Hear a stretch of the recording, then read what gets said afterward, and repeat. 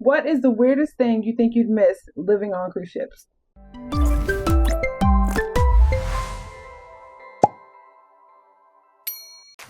Hello, my name is Talethea, and I am hoping that you all will come along with me as I work and plan and research and execute my intent to go from working from home full time to living on board cruise ships while also working full time. So let's do it.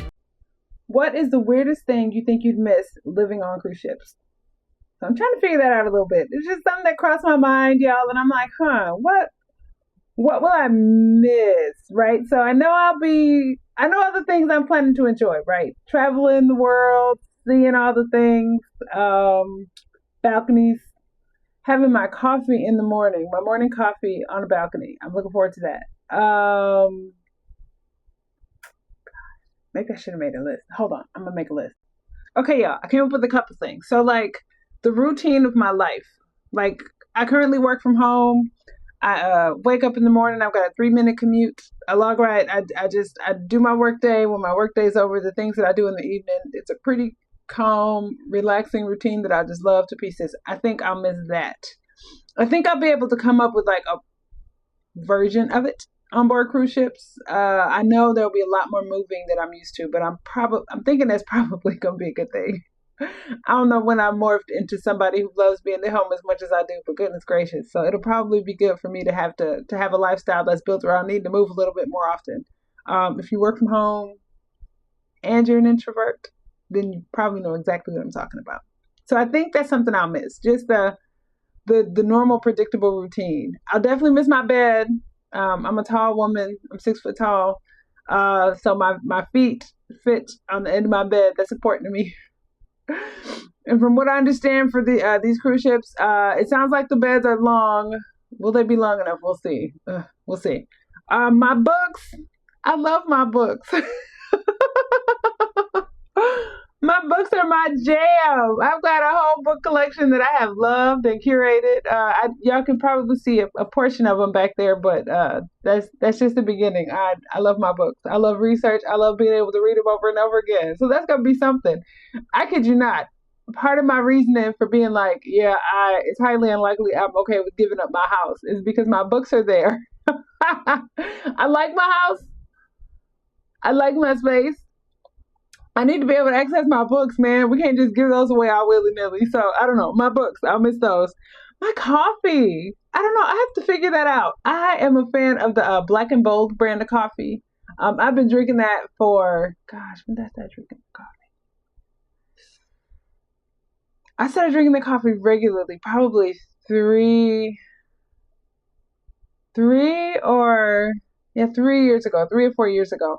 And it's crazy because before then, my lifestyle was really busy. I owned a gas delivery service. As a part of my day, I would get up really early in the morning and go out to deliver gas to my customers. But as a result, I got in the habit of drinking Starbucks every day. And I worked that into my business expenses. So I knew what drink I was coming for. I walked in, the barista people knew who I was. We all had an understanding. Then 3.5, almost 4 years ago, I started working from home. And for a while, I would still get up and go and get my Starbucks every morning, which is hilarious. But then I saw the Black and Bold brand and I tried it once.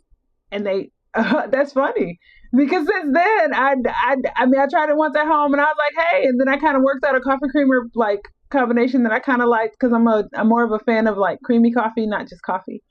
And I kid you not, that's been my jam for coffee ever since. So, and it kind of, it's interesting because I mean, whatever changes they're making in the company, I haven't been able to like go and just buy at the store anymore. Now I got to order it in real time, like order it in advance and be all responsible.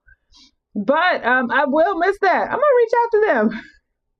I want to because I know there are some coffee makers, some like the coffee pot options, but I don't think it's the pod if my research is accurate. I think what they offer is like when it's like the flat, not cloth. I don't know what those little things called. I'm gonna look it up and post a picture. Y'all see what I mean. Okay, y'all. So it looks like in-cabin coffee makers on Norwegian Cruise Line vary by category. So according to this, some of the suites in the Haven already have the Nespresso machines, the pods. That's what I was thinking about earlier. Those white flat pods. Apparently they have those, but you can request a basic single cup drip machine from your room steward. So that's my plan. That's my plan for my coffee. So apparently I won't have to miss my coffee. The machines that are provided it looks like they're standard.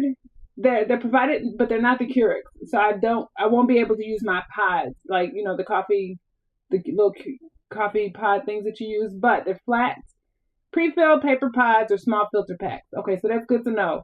In-cabin coffee is considered weak by many guests, so bring your own pods. Or I guess you can purchase. Okay, you can purchase the flat Senseo style ones, which is what I was thinking earlier. I guess you can purchase a fresh pot of coffee from room service, and I guess you can also order. It looks like for the prepaid packages as a part of the More at Sea thing. Now this is strictly for Norwegian. That's who I'm cruising with first coming up. So that's who I'm researching first for now.